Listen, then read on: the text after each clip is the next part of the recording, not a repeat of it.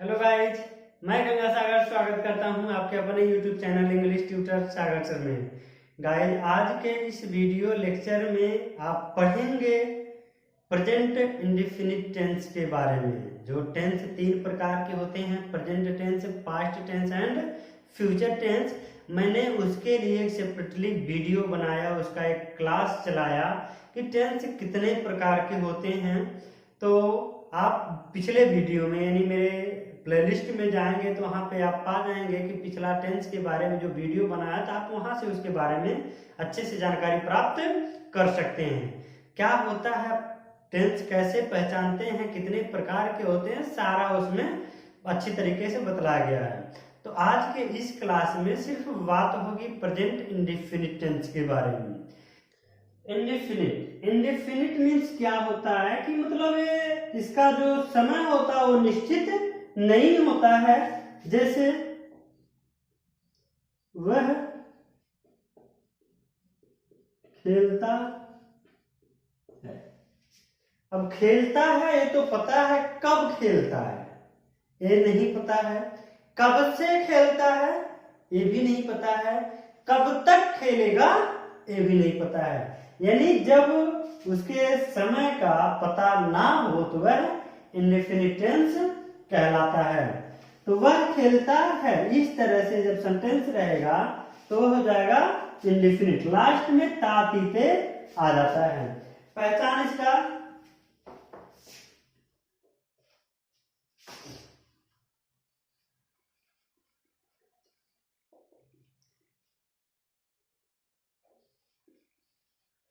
वाक्य के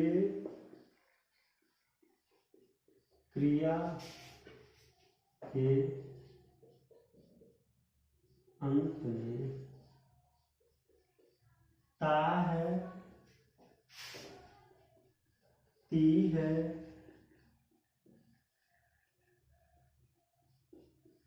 ते हैं आदि शब्द रहता है या पाया जाता है। पहचान इसकी क्या है? वाक्य के क्रिया के अंत में आप लोग छोटी सी मिस्टेक, यदि इसके बारे में जानते भी होंगे तो छोटी सी मिस्टेक क्या करते हैं कि वाक्य के अंत में ता है, ती है, ते है, ये चीज आप भूल जाते हैं कि वाक्य के क्रिया के अंत में। ठीक है, तो इस चीज को आप ध्यान रखेंगे कि वाक्य के क्रिया के अंत में ता है, ती है, ते हैं आदि वर्ड आते हैं, ना कि वाक्य के अंत में। नहीं तो यदि आप ये कहेंगे कि वाक्य के अंत में, जैसे कौवा काला होता है, कौवा काला होता है। अब यहां पे देखेंगे कि ता है तो इसको आप present tense, present indefinite tense तो नहीं कह सकते। क्यों? ये तो यूनिवर्सल ट्रूथ है। कौवा काला होता है तो काला होता है, कोई इसको झुठला सकता है? नहीं झुठला सकता। तो ये टेंस क्यों नहीं है? तो माइंड में घूम रहा होगा कि क्यों टेंस नहीं है। अभी तो मैं बताया कि वाक्य के अंत में ता आती है, लेकिन नहीं, आपको नोटिस करनी है क्या कि वाक्य के क्रिया के अंत में, जबकि यहाँ पे क्रिया है ही नहीं, तो ये टेंस कैसे होगा जब क्रिया नहीं है? तब आप ध्यान रखेंगे कि वाक्य के क्रिया के अंत में, जैसे वह किताब खरीदता है। अब यहाँ पे देखेंगे वह किताब खरीदता है, मतलब उसके द्वारा कोई कार्य किया जा रहा है। कौन सा कार्य? किताब खरीदने का। यानी वर्ब यहाँ पे है, और वर्ब यानी क्रिया के अंत में है क्या? ता है। जब ता है आ गया क्रिया के अंत में तो टेंस होगा प्रेजेंट इंडेफिनिट। अब इसको बनाने के नियम क्या है, सेंटेंस कैसे बनता है इंग्लिश में,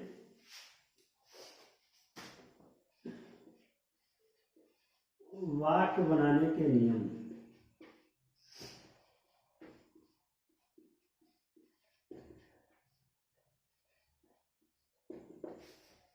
फर्स्ट है एक वचन कर्ता के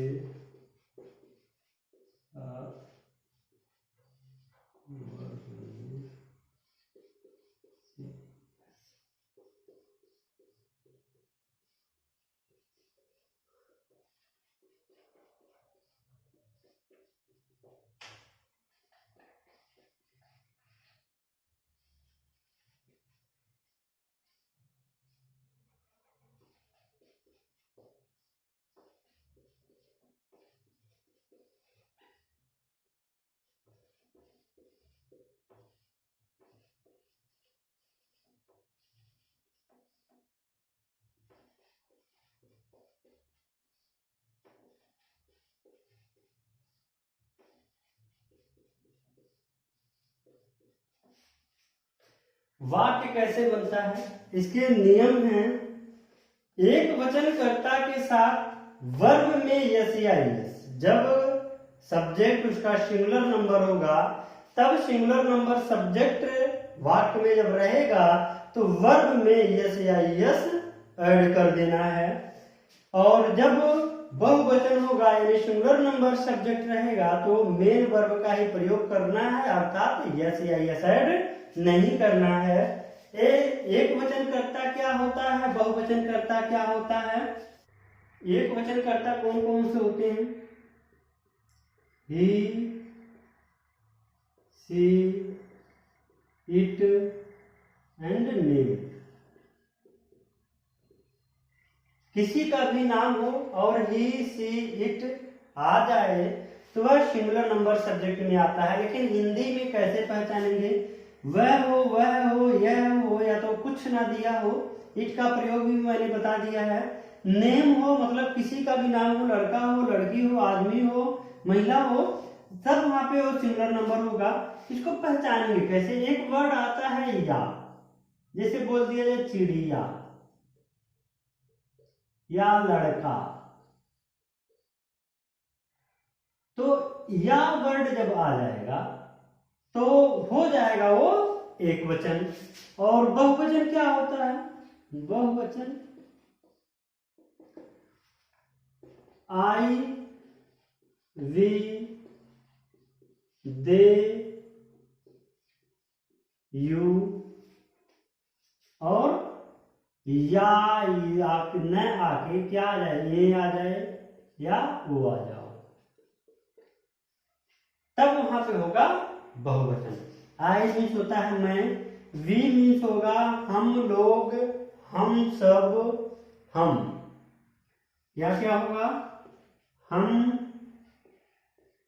लोग, हम सब। दे मीन्स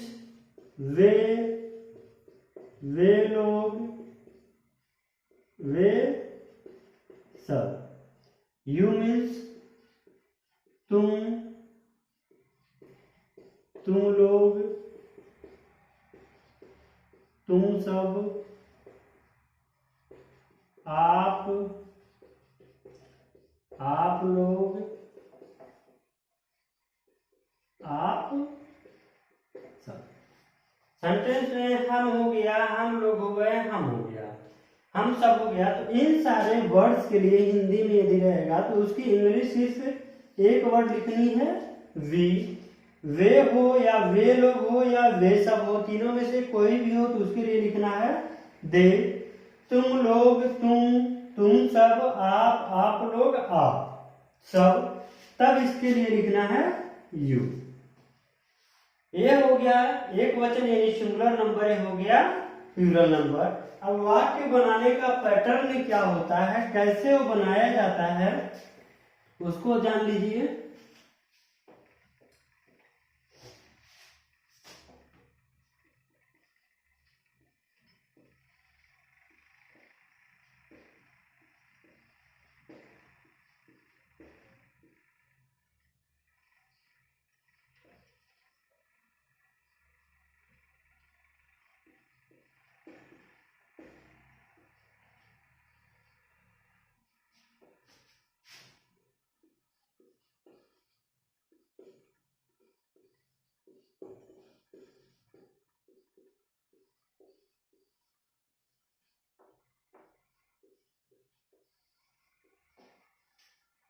फार्मूला या पैटर्न मतलब किस सीक्वेंस में हम रखेंगे, किस ऑर्डर में रखेंगे। यदि हमको हिंदी का इंग्लिश बनाना हो तो किस ऑर्डर में हम रखते हैं, मतलब क्या कौन सा वर्ड पहले होगा, कौन सा बाद में होगा।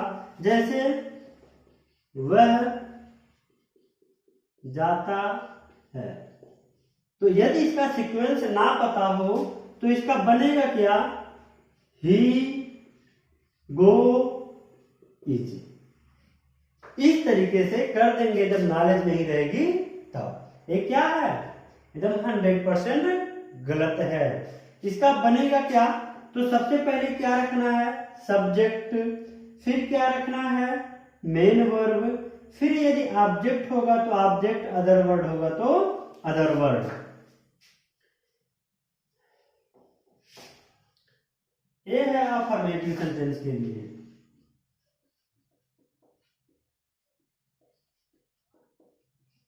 अफर्मेटिव सेंटेंस के लिए subject plus main verb plus object plus other word. जैसे वे लोग क्रिकेट मैच खेलते हैं। वे लोग क्रिकेट मैच खेलते हैं, ए है आ गया यानी दे भी रहेगा तो क्या होगा, प्लूरल नंबर। प्लूरल नंबर में क्या है, जब सिंगुलर नंबर रहेगा तो वर्ब में यस या यस ऐड हो जाएगा। या तो इसका एक फार्मूला आप लिख लीजिए ऐसे, ये प्लूरल के लिए हो गया, सिंगुलर के लिए subject plus main verb plus es या es plus object plus other. वे लोग क्रिकेट मैच खेलते हैं, वे लोग यानी सबसे पहले लिखना क्या है, सब्जेक्ट। सब्जेक्ट कौन है, वे, दे। उसके बाद मेन वर्ब, मेन वर्ब क्या है, खेलना, तो प्ले। अब यहाँ पे देखेंगे कि ये सिंगुलर है कि प्लूरल है। यदि सिंगुलर नंबर रहेगा तो यस या यस ऐड हो जाएगा, अदरवाइज नहीं होगा। तो एक प्लूरल नंबर में है तो इसमें यस या यस ऐड नहीं होगा। दे प्ले, क्या खेलते हैं, क्रिकेट मैच, क्रिकेट मैच। एक समस्या होती है कि हम कैसे पहचानेंगे कि कौन सब्जेक्ट है, कौन ऑब्जेक्ट है एंड कौन वर्ब है। कौन बताए कर्ता, यानी कौन बताए कर्ता, क्या किसे कहां बताए कर्म, और क्रिया रहती अंत में हिंदी का यह मर्म। कोई भी हिंदी सेंटेंस जब रहता है तो जो कर्ता रहता है, जब हम क्या लगा के कोई प्रश्न पूछते हैं, जैसे कौन क्रिकेट मैच खेलता है, वे लोग, यानी वे लोग क्या हो गया, सब्जेक्ट, यानी कौन बताए कर्ता, क्या किसे बताए कर्म। जब क्या किसे या कहां लगा के प्रश्न पूछेंगे तो मिलेगा ऑब्जेक्ट। क्या खेलते हैं, क्रिकेट मैच, ये हो गया ऑब्जेक्ट। और क्रिया रहती अंत में, यानी खेलना सबसे अंत में है, यही हिंदी का मर्म होता है, वर्ब। इस तरीके से सेंटेंस का एक छोटा सा फार्मूला बना सकते हैं कि वाक्य को कैसे रखा जाए और आपको लर्न भी ना करना पड़े, सिर्फ आपके माइंड में तुरंत आ जाए। तो इसके लिए शॉर्टकट इसका बना लीजिए, S O V, S O V. इस बेसिस पे सेंटेंसेस बनते हैं, किसी भी टेंस के होंगे, प्रेजेंट का हो, पास्ट का हो या फ्यूचर का हो, सारे सेंटेंसेस इसी आधार पर बनेंगे। यानी पहले सब्जेक्ट, फिर ऑब्जेक्ट, फिर वर्ब। अब नेगेटिव सेंटेंस, नेगेटिव सेंटेंस में होता है नहीं वर्ड आ जाता है। जैसे वह बाजार नहीं जाता है,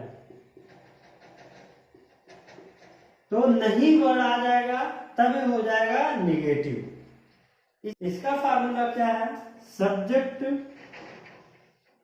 प्लस डू या does plus not plus main verb plus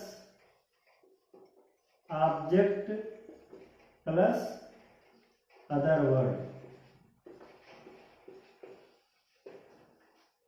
यानी पहले सब्जेक्ट लिखना है, फिर यदि प्लूरल नंबर सब्जेक्ट होता है तो डू, और सिंगुलर नंबर सब्जेक्ट होता है तो डज। यानी डू होगा तो प्लूरल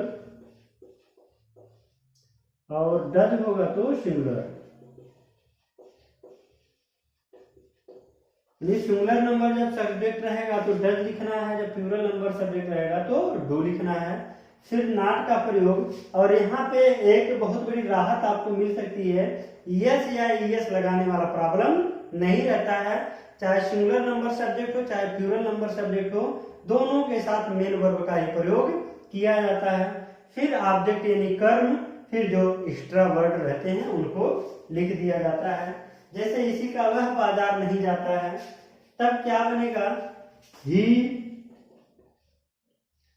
वह एक वचन है कि बहुवचन, एक वचन, तो does.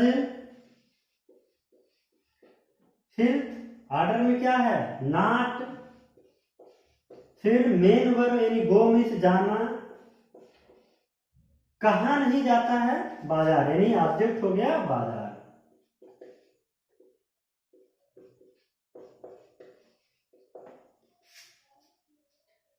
He does not go to market। ये हो गया निगेटिव।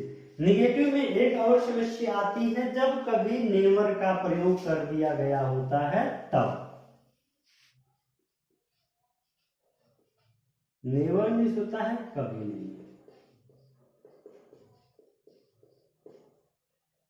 प्रेजेंट इंडेफिनिट टेंस के निगेटिव सेंटेंस में या तो नहीं आएगा या कभी नहीं आएगा। तो जब नहीं आएगा तो अभी तो मैंने तुरंत बताया है कि नहीं आएगा तो क्या करना है, लेकिन जब कभी नहीं आ जाएगा तब क्या करना रहेगा। तब इसका फार्मूला है subject plus never plus es या ईएस प्लस ऑब्जेक्ट प्लस। एक समस्या हो जाती है जब वर्ड सेंटेंस में कभी नहीं का प्रयोग होता है। जैसे मेरा भाई स्कूल कभी नहीं जाता है।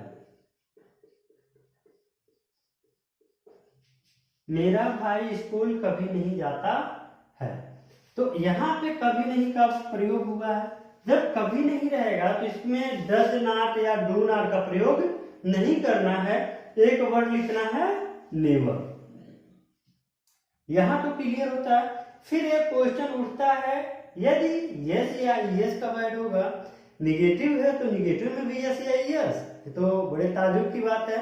हाँ दोस्तों, होता है यस या यस जब सिंगुलर नंबर सब्जेक्ट रहेगा तब। मेरा भाई स्कूल कभी नहीं जाता है, तब क्या होगा, my brother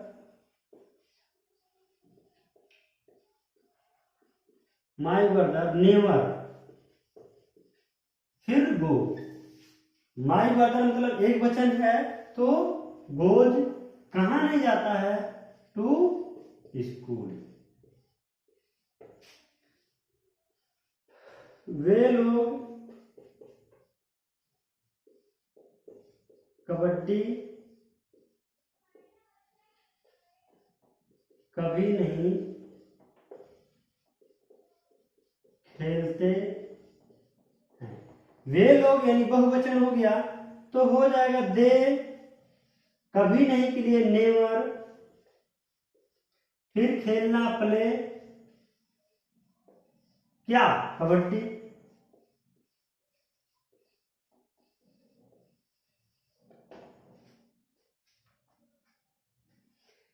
they never play kabaddi. अब है इंट्रोगेटिव सेंटेंस। इंट्रोगेटिव सेंटेंस में प्रश्न पूछने का काम किया जाता है। इंट्रोगेटिव का काम ही है प्रश्न पूछना। तब यहाँ पे दो तरीके से प्रश्न पूछा जाता है। एक तो होता है जिसका जवाब हम यस या नो में दे दें, हाँ या ना में दे दें, और एक होता है जिसका जवाब यस या नो में ना दें। तो जब यस या नो में हम जवाब दे देते हैं तो पहचान इसके वर्ड में आ जाता है क्या, या कोई भी सेंटेंस के बीच में ही आ जाएगा क्वेश्चन वर्ड। जैसे क्या तुम अंग्रेजी बोलते हो? क्या तुम अंग्रेजी बोलते हो? क्या वर्ड आ गया? क्या वर्ड आ गया यानी क्या, ये प्रश्न पूछने का काम किया जा रहा है। यदि बोलते हो तो हाँ बोलोगे, नहीं बोलते होगे तो ना बोलोगे। तो क्या होगा, क्या तुम अंग्रेजी बोलते हो? तो क्या से यानी प्रश्न पूछने का काम किया जा रहा है। यदि बोलते हो तो दूसरे तरीके से अगर क्वेश्चन कर दिया जाए, तुम अंग्रेजी कब से बोलते हो? तुम अंग्रेजी कब से बोलते हो? तो इसका सेंटेंस बनाने का जो पैटर्न है वो पैटर्न कैसा है, दोनों तरीके से। सिचुएशन 1, जब हमें आंसर में यस या नो में आंसर दे दे तब होगा डू या does plus subject plus main verb plus object plus other plus question mark. Second है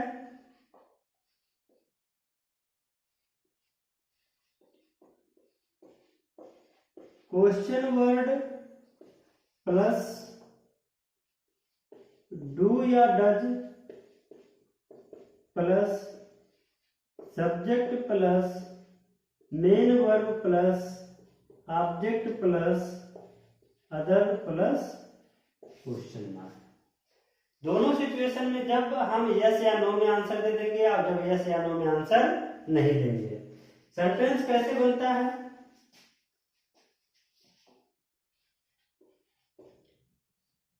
क्या तुम अंग्रेजी पढ़ते हो? यहाँ पे क्वेश्चन हो रहा कि क्या तुम अंग्रेजी पढ़ते हो, तो आप आंसर दोगे हाँ या ना में। यानी जब क्वेश्चन वर्ड पहले होगा तो उसका आंसर हम यस या नो में दे सकते हैं।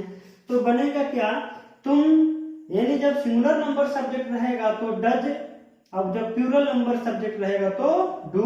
तो तुम क्या है, प्लूरल है, तो इसके लिए हम डू का प्रयोग करेंगे। डू यू टेल या स्पीक, SPEAK, क्या इंग्लिश?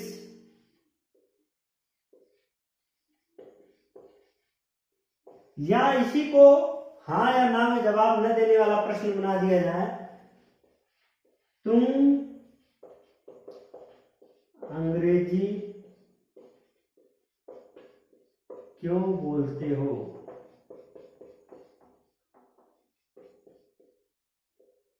तब क्या हो बनेगा, क्योंकि इसका जवाब हम हाँ या ना में नहीं दे पाएंगे। इसके लिए जो क्वेश्चन वर्ड बीच में है उस क्वेश्चन वर्ड को सबसे पहले लिखना है, तो होगा वाई।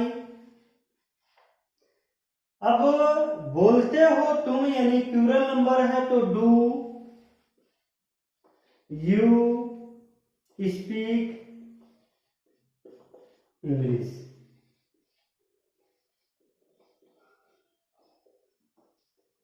क्या वह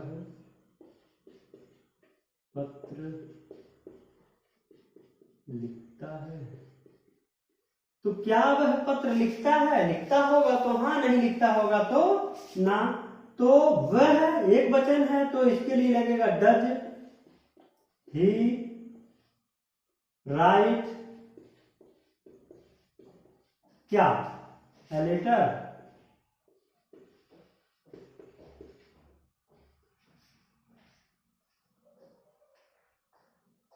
इस तरीके से ये सेंटेंस बन जाएगा।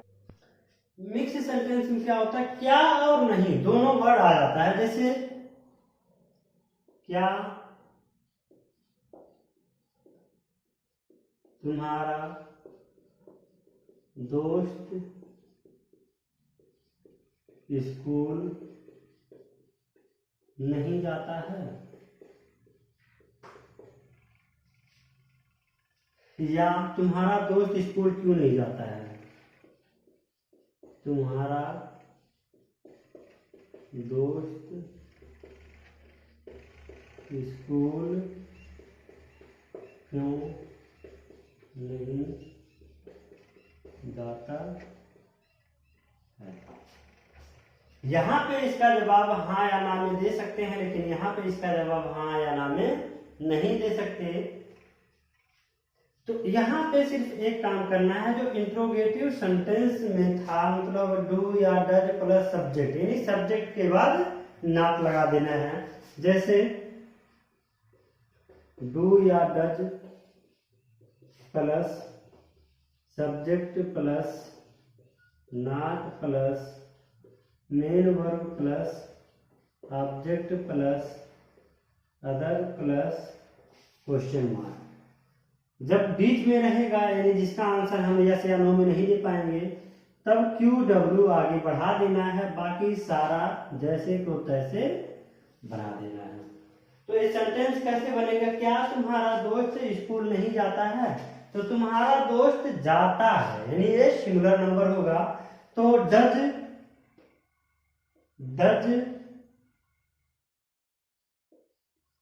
योर फ्रेंड सब्जेक्ट, उसके बाद नॉट,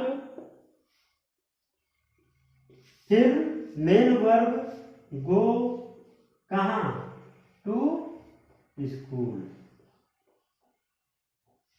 तुम्हारा दोस्त स्कूल क्यों नहीं जाता है, तब होगा वाई